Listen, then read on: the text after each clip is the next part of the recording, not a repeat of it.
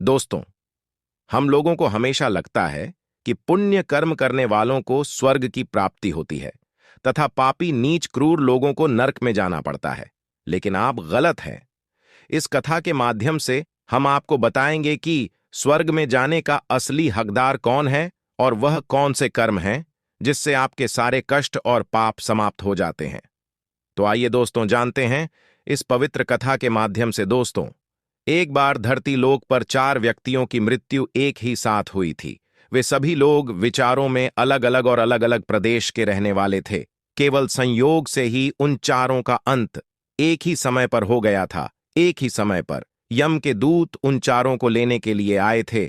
मरने वालों में एक तो किसी प्रदेश का राजा था, दूसरा बड़ा धनी व्यापारी था, तीसरा एक पूजा पाठ करने वाला पंडित था और चौथा गरीब मजदूर था जो दिन भर मेहनत करके अपने परिवार का पालन पोषण करता था। चारों की आत्माओं को लेकर यमदूत मृत्यु के देवता धर्मराज की सभा में आकाश मार्ग से लेकर चारों आत्माओं को जा रहे थे। जब यमराज दूत उन चारों आत्माओं को लेकर यमराज के सभा में पहुंचे तो उनके सम्मुख जाकर खड़े हो गए। वे चारों सोच रहे थे कि कौन स्वर्ग में जाएगा और कौन नरक में जाएगा। यमराज अपने आसन पर विराजमान नहीं हुए थे। उससे पहले ही चारों आपस में बातचीत करते हुए स्वयं को ही स्वर्ग का मिलना चाहिए। ये कहने लगे। सबसे पहले राजा कहने लगा, देखो, मुझे तो धर्मराज पक्का स्वर्ग में ही भेज देंगे, क्योंकि मैं एक विश्वविख्यात राजा हूं। मैंने अपने अनेक सद्कर्मों से धरती लोक पर अपना खूब नाम कमा आया है। चारों तरफ लोग मेरे अच्छे कर्मों की चर्चा करते हैं। कभी भी कोई मेरे द्वार से खाली हाथ नहीं गया।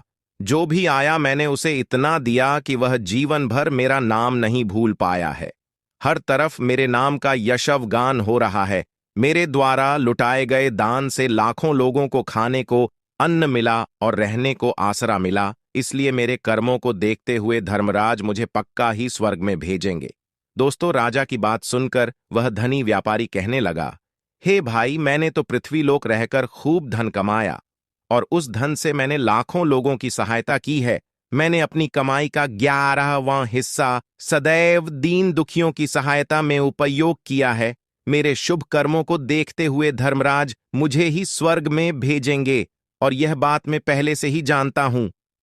व्यापारी की बात सुनते ही पंडित जी कहने लगे, अरे भाई, क्यों फिजूल की बातें कर रहे हो? स्वर्ग में जाना कोई आसान काम नहीं है। स्वर्ग में जाने के लिए दान के साथ साथ पूजा पाठ करना पड़ता है। इसलिए स्वर्ग में प्रस्थान तो मैं ही करूंगा, क्योंकि मैंने भगवान का खूब पूजा पाठ किया है। पूरा जीवन मेरा पूजा आराधना में बीता है। मेरे शुभ कर्मों के कारण मेरे लिए ही धर्मराज स्वर्ग का दरवाजा खोलेंगे। यह बात मैं अच्छी तरह से जानता हूं। जब इस प्रकार तीनों ने अपनी अपनी बातें की और अपने अपने विचार रखें, फिर वह तीनों लोग उस चौथे व्यक्ति मजदूर की ओर की देखते हैं कि अब यह क्या कहता है।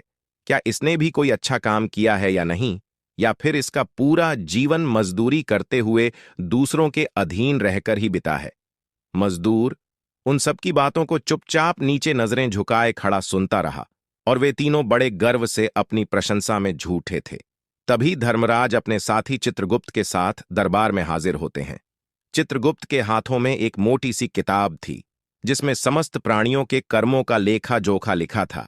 धर्मराज अपने आसन पर विराजमान होते हैं। उसके बाद चित्रगुप्त ने राजा को अपने पास बुलाया और उससे पूछने लगे कि तुम बताओ, तुम तो धरती पर बड़े ही विख्यात राजा थे। तुमने अपने जीवन में कौन कौन से शुभ कर्म किए हैं तथा कितने लोगों को दुख दिया है, कितने लोगों का भला किया है? मैं अपनी पुस्तक में देखकर यह फैसला करूंगा कि आप स्वर्ग में जाने के अधिकारी हैं या नहीं। तब बड़े गर्व के साथ राजा अपने कर्मों को बताता है। हे भगवान, मैं एक बहुत बड़े राज्य का स्वामी था। मेरा राज्य बड़ा ही समृद्ध और खुशहाल था। मेरे राज्य में दिनहीन गरीब लोग बहुत ही कम थे। सब मेरी छत्रछाया में बड़े आनंद के साथ जीवन यापन कर रहे थे। मैंने अपने राज्य के लोगों को किसी चीज की कमी नहीं होने दी। मेरे यहां हर भूखे को भोजन मिलता था। लाखों की धन मोहर उन्हें रोज दान में दी जाती थी। प्रजा के लोग मुझसे बहुत खुश रहते थे। दिन रात में यही मेरे जीवन के अच्छे कर्म हैं। राजा की बात सुनकर चित्रगुप्त ने अपनी पुस्तक उठाई और उसमें देखने लगे। पुस्तक में देखकर उन्होंने राजा को बताया कि तुम जो कह रहे हो वह सर्वथा सत्य है। तुमने अपनी प्रजा को बहुत सुख दिया है, परंतु इसके साथ साथ तुमने बहुत बड़ा अपराध भी किया है। तुमने अपनी राज्य की सीमा को बढ़ाने के लिए जितने युद्ध लड़े हैं, उन युद्धों में हजारों लाखों की संख्या में सैनिकों ने अपनी जान गंवाई है। उन सब की मृत्यु का कारण तुम बने हो। उनके परिवारों को, उनके बच्चों को अनाथ करने वाले तुम हो। उनके स्त्रियों को विधवा बनाने वाले भी तुम हो। उनकी मां की गोद भी सुनी करने वाले तुम हो। तुमने अपने ही सैनिकों के हजारों परिवारों को हमेशा दुख दिया है। युद्ध लड़कर राज्य बढ़ाने से अच्छा था कि तुम अपने पड़ोसी देशों से मित्रता करके उनके साथ व्यापार बढ़ते। आपका राज्य तब भी समृद्ध और संपन्न रहता। तुमने अपनी प्रजा को नहीं, सैनिकों को सुखी बनाया है, इसलिए तुम स्वर्ग के अधिकारी नहीं हो। यह बात सुनकर राजा चुपचाप पीछे हो गया। उसके बाद चित्रगुप्त ने व्यापारी से पूछा, आपने धरती पर कौन कौन से अच्छे कर्म किए हैं? तब व्यापारी कहता है, हे भगवान, मैंने धरती पर जितना धन कमाया उसका 11वां भाग अच्छे कामों में लगाया। लाखों लोगों को भोजन कराया, कई आश्रमों को दान दिया है, कई बेघर लोगों को अपने धन से भर दिया है, कई शहरों में मंदिरों का निर्माण कराया है, कई जगह पर धर्मशालाएं बनवाई हैं, प्रत्येक तीर्थ में भंडारे करवाए हैं। यही मेरे जीवन के अच्छे कर्म हैं। व्यापारी की बात सुनने के बाद चित्रगुप्त ने अपनी पुस्तक खोली, जिसमें उसके जीवन के सारे अच्छे बुरे कर्म लिखे हुए थे। चित्रगुप्त ने बताया कि देखो, तुम जो कहते हो वह सत्य है। तुमने धरती पर खूब दान धर्म किया है, पर तुम्हारा पाप यह है कि तुमने धरती पर जो दान धर्म किया है वह तुमने उस पैसे से किया है जिसको कमाने के लिए तुमने बहुत झूठ बोला है। तुमने बहुत ठगी की है, कई चीजों में मिलावट करके बेचा है, नकली चीजों को असली के दामों में बेचा है। कितने व्यापारियों को रास्ते से हटाया है तुम्हारे इन कर्मों से अनजाने में। कितने लोग बीमार होकर मार गए हैं, कितनों ने आत्महत्या कर ली, कितनों की मेहनत का पैसा तुम्हारे पास चला आया। उन सब लोगों की बद्दुआ तुम्हारे साथ हैं। तुमने जो कुछ भी अच्छा काम किया है वह कर्म शून्य हो गया है, इसलिए तुम्हारे पास भी तुम्हारा कोई शुभ कर्म नहीं है। तुम स्वर्ग में जाने के अधिकारी नहीं हो। चित्रगुप्त की बात सुनकर व्यापारी भी बड़ा उदास होकर पीछे हो गया। उसके बाद पंडित जी को आगे बुलाया और पूछने लगे, तुमने अपने जीवन में कौन से अच्छे कर्म किए हैं?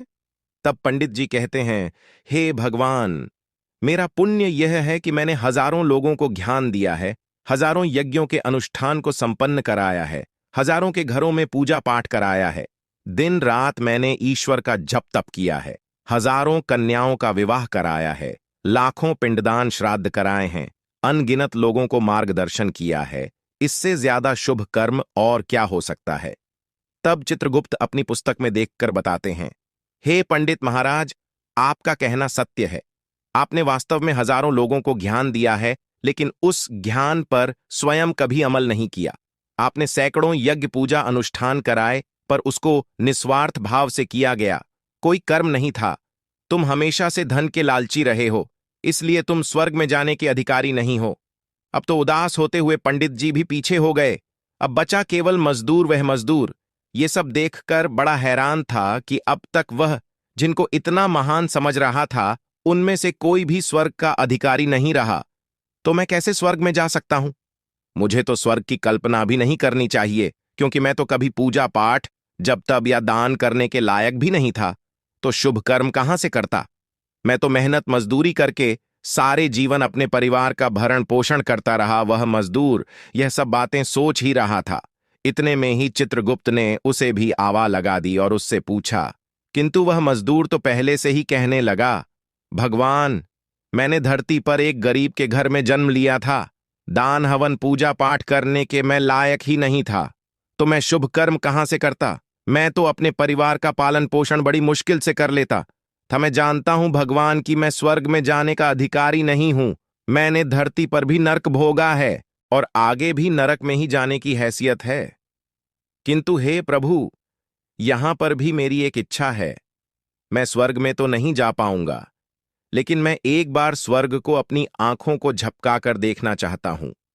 इससे अधिक मेरी कोई इच्छा नहीं है, क्योंकि मैंने ऐसा कोई कर्म नहीं किया है जो कुछ देर के लिए ही मुझे स्वर्ग में पहुंचा दे। मजदूरी के बाद लोगों की सेवा के लिए मेरे पास समय नहीं बच पाता था। बचा हुआ समय मैं अपने बूढ़े माँ बाप की सेवा में लगा देता था। उनके लिए उन्हें खिलाता पिलाता, उनके वस्त्र बदलता, यही मेरी दिनचर्या थी। मुझे तो मंदिर में जाने का भी अवसर नहीं मिलता था। मजदूर की बात सुनकर चित्रगुप्त ने अपनी पुस्तक में देखकर पूछा, हे मानव, तुम ध्यान से सोचकर बताओ कि तुमने कभी तो कोई शुभ कर्म किया होगा। तब मजदूर अपने पूरे जीवन के घटनाक्रम को याद करता है। तब उसे याद आता है कि एक बार उसे बहुत तेज भूख लगी थी। वह रोटी खाने के लिए बैठा ही था, कितने में वहां एक बहुत ही कमजोर बीमार कुत्ता टहलता हुआ आ गया, जो ठीक से चल भी नहीं पाता था। वह आकर मेरे सामने बैठ गया और मेरी रोटी की ओर गौर से देखने लगा। मैं समझ गया कि वह कुत्ता बहुत भूखा है। मेरे अंदर से आवाज आई कि बेजुबान जानवर को छोड़कर तू अकेला कैसे खा सकता है। मैंने वह रोटी स्वयं ना खाकर उस कुत्ते को खिला दी। उस दिन मैंने पूरे दिन भूखे पेट रहकर ही काम किया था। मजदूर की बात सुनकर चित्रगुप्त मुस्कुराए और उसका हाथ पकड़कर बड़े सम्मान के साथ उसे स्वर्ग में लेकर गए और बोले, वास्तव में आप ही स्वर्ग में रहने के अधिकारी हो। प्राणी, यों पर दया दिखाना ही सबसे बड़ा शुभ कर्म है। मनुष्य जो भी कम निस्वार्थ भाव से करता है, वास्तव में उसका ही उसे सबसे बड़ा पुण्य मिलता है। निस्वार्थ भाव से किया गया जन कल्याण के लिए एक छोटे से छोटा काम भी आपके सैकड़ों पापों को नष्ट कर देता है। लोगों से लालच, मोह और स्वार्थ के वशीभूत होकर किया गया शुभ कर्म भी फलदायी नहीं होता है। इसलिए ध्यान रहे, जीवन में अच्छे कर्म अच्छी भावना के साथ करना चाहिए। ऐसा नहीं होना चाहिए कि आपने किसी से धन छीनकर या चुराकर कर्म में लगा दिया हो तो वह धन आपको कभी नर्क किया हो और बाद में उसी धन को दान पुण्य में जाने से नहीं उभर सकता। दोस्तों, स्वर्ग में वही व्यक्ति जाता है जिसने निष्काम निस्वार्थ भाव से प्राणियों की सेवा की हो। भले ही उसने जीवन में एक पैसा भी दान ना किया हो, पर वह जिस लायक था, अपनी सामर्थ्य के अनुसार उसने निस्वार्थ भाव से जो भी काम है वही उसकी मुक्ति का रास्ता तय करता है। तो आशा करते हैं आपको यह कथा अवश्य ही अच्छी लगी होगी। अगर दोस्तों कथा आप लोग को अच्छी लगी हो तो वीडियो के कमेंट बॉक्स में जय श्री हरि विष्णु लिखकर वीडियो को लाइक करके चैनल को सब्सक्राइब कर लीजिए। इससे हमारा वीडियो आप लोग को सबसे पहले मिले। दोस्तों, वीडियो हमारा पूरा देखने के लिए आप लोग का धन्यवाद।